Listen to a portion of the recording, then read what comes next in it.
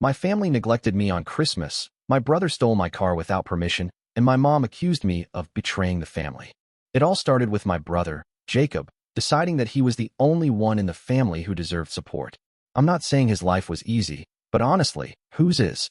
The problem was that he always got what he wanted, even if it meant manipulating our mom and making everyone around him feel guilty. I never considered myself jealous, but the final straw came a few months ago. I had a car, not new, but well-maintained. It was my pride and joy. I bought it myself, working extra hours, saving every dollar. Then one day, Mom called and said Jacob desperately needed a car because his broke down and he couldn't afford repairs. She asked me to let him borrow mine for a while. I didn't want to. I knew if he got his hands on it, I'd never see it again. So, for the first time in a long time, I said no. And what happened? He got offended, stopped talking to me, and Mom started pressuring me like it was my fault. She called every day, saying I should help my brother, that I wasn't giving away my last piece of bread. Then things got worse. One morning, I walked outside, and my car was gone. At first, I thought it had been stolen. But then Jacob called, and casually told me he had borrowed it because he had a job interview to get to. I was furious, but instead of backing me up, Mom said, he's family, and that I should be happy to help my brother. Except Jacob wasn't in any rush to return the car, and I knew this wasn't the end of it. Something felt off. The moment I walked into the house, I sensed it. Dad barely looked up from his newspaper, giving me nothing more than a quick nod. Normally, he would ask how I was doing, maybe crack some dumb joke about my job or my car. But today, just the nod. Short, almost dismissive. Mom came over to hug me, but it felt different. Usually, she held on for a second longer, like she actually meant it. But this time, it was quick, a brief squeeze before she pulled away. Her hands lingered on my shoulders for just a second before she let go, as if she was about to say something, but she didn't. And then there were my siblings. They just sat there, silent. Not their usual chatter, no teasing remarks, no sarcastic comments about my shirt or my haircut. Just quiet, exchanging glances like they were trying to decide who should speak first. I frowned. What's with you guys? No one answered immediately. My younger brother, Ethan, looked down at his phone. My sister, Olivia, gave me a tight-lipped smile and quickly turned back to whatever she was pretending to be interested in on TV. Mom smoothed down her apron, forced a smile. Oh, nothing, sweetheart. You hungry? I made your favorite. I hesitated. For a moment, I thought about pressing further, about asking outright what was going on. But then I shook the thought away. Maybe I was just overthinking things. It had been a long week, I was tired, and I'd always had a tendency to read too much into things. So, I pushed the feeling aside and walked into the kitchen like everything was normal. But that uneasy tension in the air, it didn't disappear. And something told me, this wasn't just in my head. The living room was filled with laughter and the sound of ripping wrapping paper. The scent of pine and cinnamon from the candles mixed with the warmth of the fireplace, making everything feel like one of those perfect Christmas moments you see in movies. Everyone was excited. Kids tearing into their presents, adults exchanging thoughtful gifts, the whole room buzzing with gratitude and joy. Jacob, of course, got something expensive, a sleek, silver watch, the kind that screamed luxury. He turned it over in his hands, nodding approvingly while Mom beamed at him. It's perfect, he said, sliding it onto his wrist like he had expected nothing less. Next was Olivia. She unwrapped a velvet box, her eyes lighting up as she revealed a delicate set of jewelry, earrings, and a matching necklace. Wow, this is gorgeous, she gasped, immediately trying on the earrings. Dad got as usual, an expensive bottle of collectible cognac. He chuckled, shaking his head as he examined the label. Now this is a real drink, he said, clearly impressed. Even my distant cousin, Alex, the one who only showed up to family gatherings when there was food and gifts involved, got something. A fancy box of luxury chocolates, the kind that came wrapped in gold foil. He grinned and stuffed one in his mouth immediately. I waited. More wrapping paper crinkled, more gifts were passed around, more thank yous filled the air. I kept my hands resting on my knees, waiting for someone to hand me something. Nothing came. I glanced around, still expecting someone to reach for a gift with my name on it. Maybe they were saving mine for last. Maybe it was a surprise. But the pile of presents was getting smaller, and soon, there were none left. I swallowed hard, forcing a smile as the realization settled in. I hadn't been forgotten, not exactly. I had been overlooked. No one even seemed to notice. They were too busy admiring their gifts, trying on their new things, laughing, passing around the chocolates. I felt something sink in my chest, but I said nothing. I just sat there, hands clasped, nodding along like everything was fine. Like I wasn't sitting in the middle of my family, completely invisible. At first, I tried to convince myself that there had been some kind of mistake. Maybe my gift had been misplaced. Maybe someone had forgotten to pass it to me. It wasn't possible that they had just skipped me, right? I cleared my throat, trying to keep my voice casual. Hey, was there supposed to be something for me? The room didn't go silent, but there was a shift, a pause, a hesitation that made my stomach tighten. Mom, who had been all smiles a moment ago, suddenly found something very interesting about the tablecloth. She smoothed it out with unnecessary focus, avoiding my gaze. Dad, who had been pouring himself a glass of that expensive cognac, exhaled heavily and set the bottle down. He finally looked at me, his expression unreadable. We just thought you didn't need anything this year. I blinked, unsure if I had heard him correctly. What? Olivia chimed in, her voice light, like it was the most obvious thing in the world. You're alone, without kids, and you make good money. We figured you didn't need any gifts. I stared at her, then at my parents, waiting for someone to say, just kidding. Waiting for a laugh, a smirk, anything that would tell me this was some messed up joke. No one did. Dad took a sip of his drink. Mom kept her eyes firmly on the table. Jacob was busy adjusting his brand new watch. I swallowed, my mouth suddenly dry. So, everyone here, including Alex, who, by the way, only shows up when there's free food, gets something, but me? I get nothing, because I don't need it? Mom shifted uncomfortably. Sweetheart, it's not like that. It's exactly like that, I said, my voice flatter than I intended. No one argued, because they knew it was true. I wasn't sure what stung more, the fact that they had done it, or the fact that they had never planned on telling me. If I hadn't asked, they would have just let me sit there, pretending not to notice. Like I wasn't even worth acknowledging. I sat there, stunned. I had spent time picking out thoughtful gifts for everyone. I had spent my own money, gone out of my way to make sure each person got something they would actually like. And yet, when it came to me, they hadn't even considered putting my name on the list. It wasn't about the gifts themselves. I didn't need anything extravagant. But the fact that no one had even thought about me, that cut deep. The warmth of the holiday, the cozy feeling I'd had when I first walked through the door, had vanished. All that was left was a dull, hollow ache in my chest. Then, a small voice broke the silence. Uncle Oleg, why didn't they give you anything? I turned my head to see my 10-year-old nephew, Ryan, staring at me with big, confused eyes. He was holding his new video game console, still half wrapped in festive paper, his fingers gripping it tightly like he wasn't sure if he should be happy anymore. The room went still. No one answered him. I could feel the tension thick in the air, the kind that made people shift in their seats, made them suddenly interested in anything but the conversation at hand. Mom pressed her lips together, avoiding my gaze. Dad let out a slow breath and took another sip of his drink. Olivia looked uncomfortable, as if she hadn't expected anyone, especially not a kid, to question it. Jacob just checked the time on his brand new watch. I let out a short, humorless laugh. That's a good question, buddy. Ryan looked at me, waiting for an answer I couldn't give. Because how do you explain to a child that sometimes, even family, the people who are supposed to care the most, can make you feel completely invisible? I didn't say another word.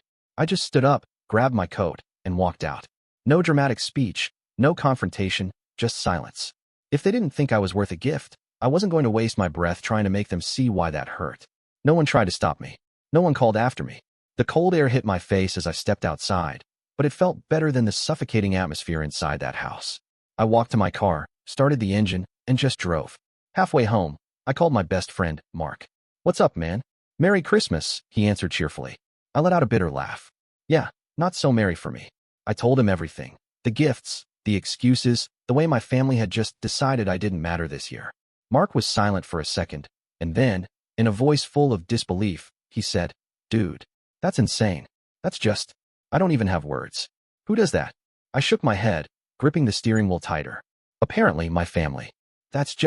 God, I'd be furious if I were you. I admitted. Still am. But more than anything, I just feel done. Mark sighed. You know what? Screw them. You deserve better. I wasn't sure what I deserved, but I knew I didn't deserve that. By the time I got home, my emotions were still tangled, a mix of anger, disappointment, and something I couldn't quite put into words. I needed to let it out somehow, so I did what any frustrated, betrayed person does these days. I opened Reddit, typed out everything, every painful detail, and then, without overthinking it, I hit post. I woke up to the sound of my phone vibrating nonstop, the screen lighting up with endless notifications, and at first, I thought it was just some group chat going off. Maybe Mark sending me a few memes to lighten my mood after last night.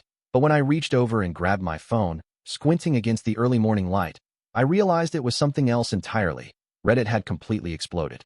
My post, the one I had written in frustration and exhaustion just hours before, had gone viral overnight, and now thousands of strangers were reacting with pure outrage at how my family had treated me.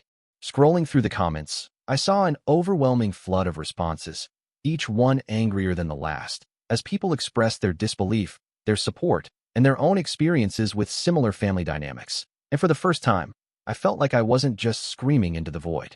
The top comment, with thousands of upvotes, read, "This is beyond cruel. Your family completely dismissed you like you don't even matter. I'm so sorry, Opie."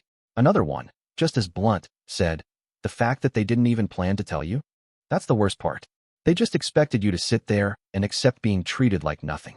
More and more people chimed in, calling out the absurdity of the situation, pointing out that even my distant cousin, someone who barely showed up for family gatherings, had received a gift while I, someone who had gone out of my way to thoughtfully choose presents for each of them, had been completely ignored.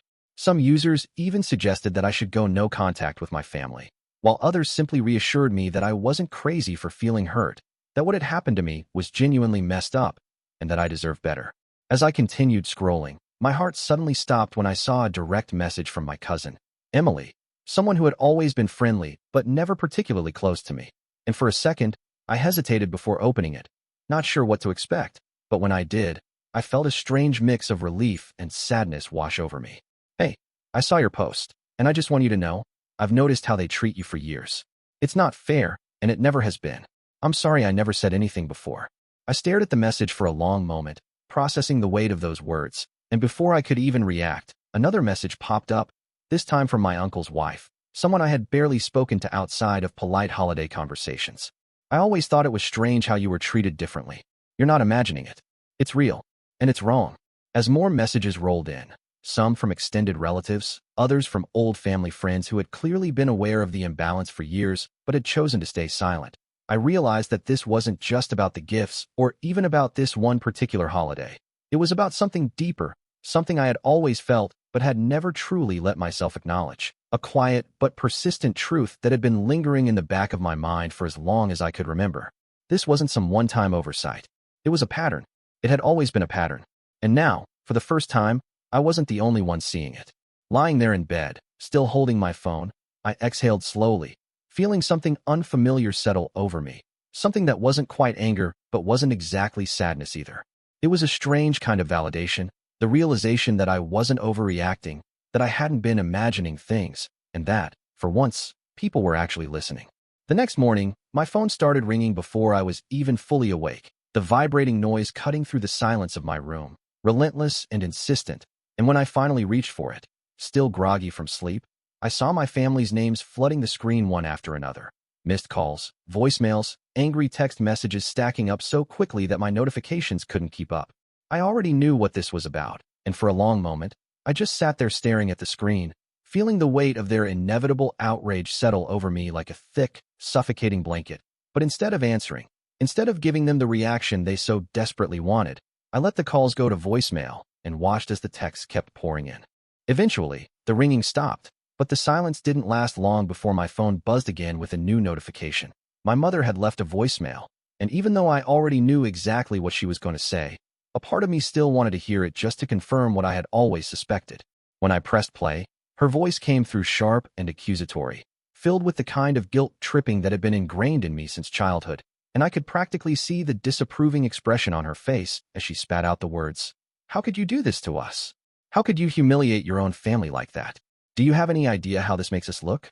There was no acknowledgement of what they had done, no apology, no moment of reflection, just pure indignation at the fact that their behavior had been exposed to the world, as if their embarrassment somehow outweighed the way they had made me feel sitting there on Christmas morning, forgotten and ignored.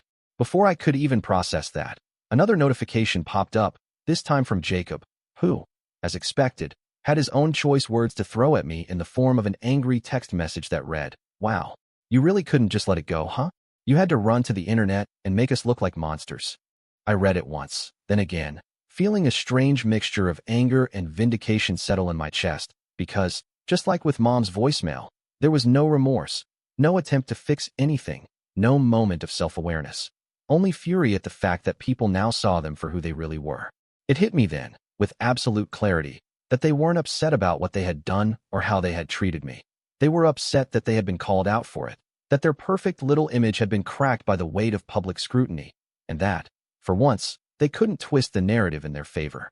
For years, I had been the one to let things slide, to keep the peace, to push down my frustration and convince myself that maybe I was the problem, that maybe I was being too sensitive or expecting too much. But now, thousands of strangers had validated what I had always known deep down, that my family had never truly seen me as an equal, that I had always been an afterthought, that my feelings had never really mattered to them.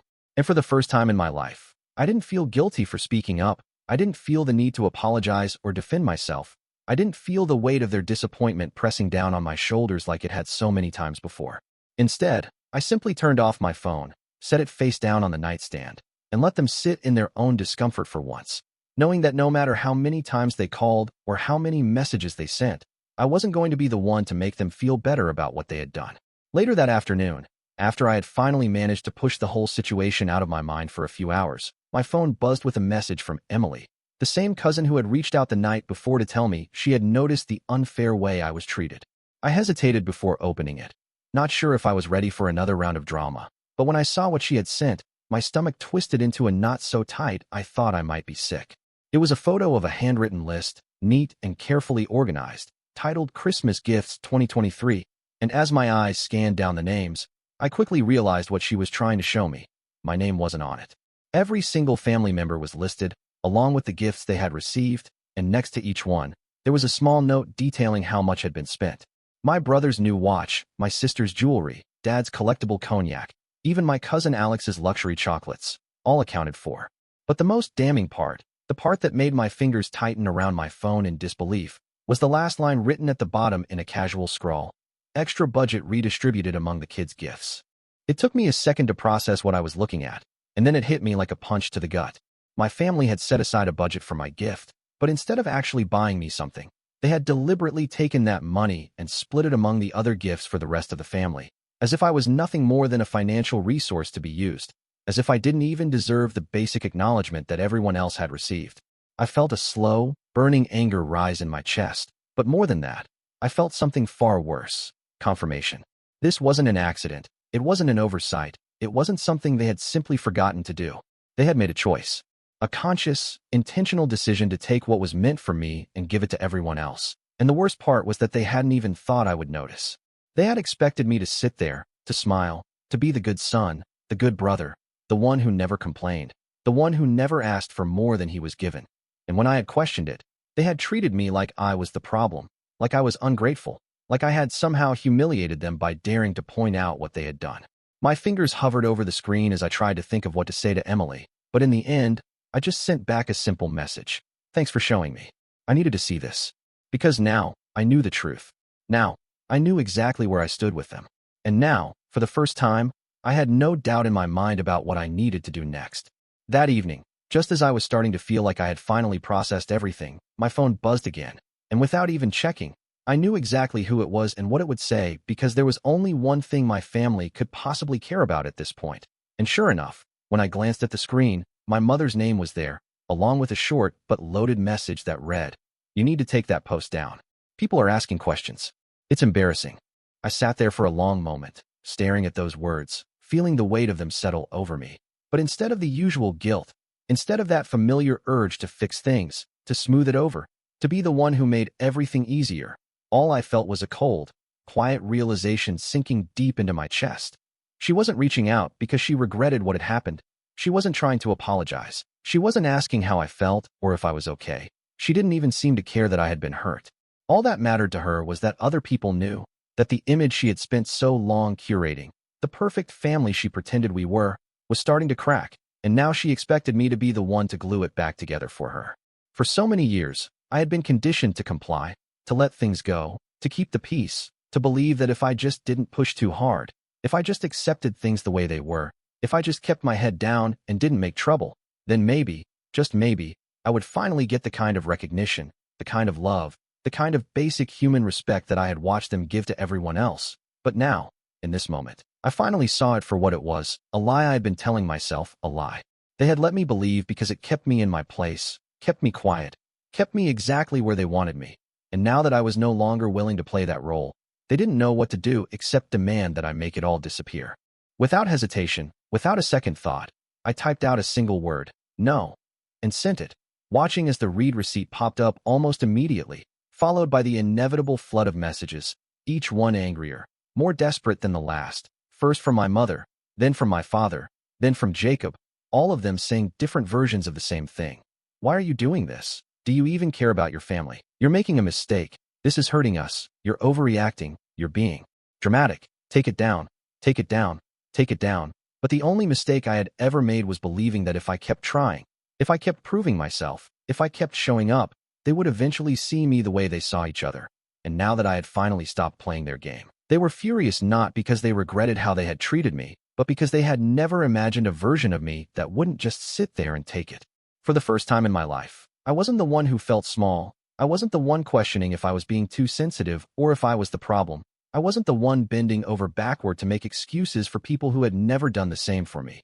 And as I sat there watching the messages pile up, knowing that I could turn my phone off at any moment and walk away from it all, I realized that the only thing I regretted was not seeing it sooner, not standing up for myself years ago, not recognizing that I had never actually been part of that family the way I had always wanted to be.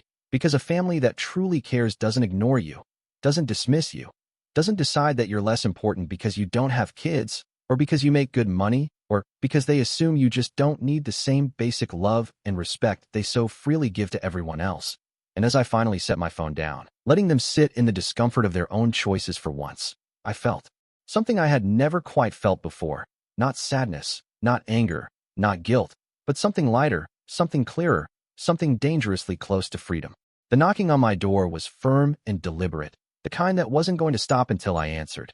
And when I looked through the peephole and saw my father standing there, hands in his coat pockets, looking more annoyed than concerned, I knew exactly why he had come. For a brief moment, I considered ignoring it, letting him stand out there in the cold the same way they had let me sit in that living room, invisible and unacknowledged. But I knew my father well enough to know that he wouldn't leave until he had said what he came to say. So I took a deep breath, unlocked the door, and stepped aside without a word. He walked in, shaking off the chill, his eyes scanning my apartment like he was searching for something to criticize. But instead of his usual condescending remarks about my furniture or my bachelor lifestyle, he just sighed and got straight to the point. Listen, your mother is upset. She thinks you're overreacting, and frankly, so do I. This whole thing has gotten blown way out of proportion. You know how family works. Sometimes priorities shift, sometimes people get different things, but that doesn't mean we don't care about you. I let out a short, humorless laugh, crossing my arms as I leaned against the counter. Priorities? That's what you're calling it. Dad exhaled slowly, rubbing a hand over his face like he was trying to summon the patience to deal with me. It's just how things are. Your brother has a family, your sister is building her life, and you're independent. You don't need the same things they do. That's not a punishment. It's just how we balance things. I stared at him, letting his words hang in the air for a moment, not because I needed time to think, but because I wanted to make sure he saw exactly how much they didn't affect me anymore. Right? I said finally, nodding like I had just figured something out. So what you're saying is that I'm not actually part of the family, at least not in the same way they are. I'm not a priority. I'm not someone who even gets considered when you're thinking about what people deserve. But the second I decide I'm done with that, the second I actually hold up a mirror to what you've been doing for years, then it's a problem. Dad shook his head, already gearing up for another rehearsed line about how I was making this into a bigger deal than it was. But before he could open his mouth, I cut him off with a calmness I hadn't known I was capable of. If I'm not part of the family, then stop pretending you need me. Stop calling when you want something. Stop acting like I owe you my time. Stop expecting me to be the quiet, understanding son who just accepts that he doesn't matter as much as everyone else. Because if I don't count, then you don't get to count on me either. He looked at me then, really looked at me, and for the first time in my life, I saw something I had never seen in my father's eyes before. Not anger, not disappointment, not even frustration. It was uncertainty. Because for the first time, I wasn't bending. I wasn't trying to make him see my side. I wasn't looking for his approval. I was done. He let out a breath, shaking his head like I was the one who didn't understand. But he didn't argue, didn't try to force the conversation in his favor the way he always had. And after a long, heavy silence, he just muttered, "Do what you want," before turning and walking out the door. And I did. I blocked my parents. I blocked Jacob. I blocked every single person who had sent me a message trying to guilt me back in a place trying to make me the villain for finally putting up a boundary they didn't know how to handle. The only person I didn't block was my younger sister, Olivia, not because she had defended me, she hadn't, but because when everything had gone down, she had been the only one who looked uncomfortable, the only one who hadn't thrown accusations at me, the only one who had reached out afterward, not to argue, not to demand, but just to ask if I was okay. And maybe she would never fully understand what this felt like. Maybe she would never be able to stand up to them. But I wasn't closing the door on her just yet. As for the rest of them, for the first time in my life, I wasn't waiting for them to acknowledge me, to explain themselves, to make me feel like I mattered. I wasn't waiting at all, because I finally understood that I had never been part of the family the way I had always wanted to be, and now I no longer cared to be. In the months that followed, my family did exactly what I expected them to do. They didn't reflect, they didn't apologize, they didn't try to understand why I had finally walked away. Instead, they rewrote the story to make themselves the victims, twisting every detail to make it seem like I had abandoned them over something petty, like I had cut ties over a single missed Christmas gift instead of a lifetime of being treated like I didn't matter. I heard from mutual relatives that my mother had started telling people that I had lost my mind over nothing and that I was being cruel by ignoring my own family. My father, apparently, just shook his head whenever my name came up and muttered about how I had changed. Jacob, of course, was the loudest, complaining to anyone who would listen that I had embarrassed them, that I had exaggerated everything, that I had turned my back on the people who always supported me, even though, deep down, we both knew that was a lie. The funniest part came when my mother, in some bizarre attempt to guilt me into compliance, sent me a message in early December saying that, since I clearly had no family to spend Christmas with anymore, she had arranged for one of my distant cousins to visit me instead, as if I was some lost, lonely stray who needed to be taken in. I didn't even respond. I just blocked her new number and went back to my day, barely giving it a second thought. Because for the first time in my life, I didn't care what they thought. I didn't care what lies they told. I didn't care if they painted me as ungrateful or selfish or dramatic. I had wasted too many years trying to prove that I was worth their love, worth their time, worth even the smallest bit of consideration. But now, I had finally stopped waiting for something that was never going to come. Instead of sitting through another Christmas where I was nothing more than a bystander in my own family, I made a different choice. I booked a trip with Mark and a few friends, a real vacation somewhere warm, somewhere far from the cold, and even farther from the weight of old expectations.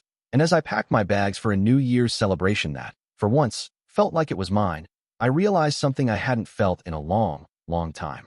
I was happy, not just relieved, not just free, but happy. And that was something they could never take from me again.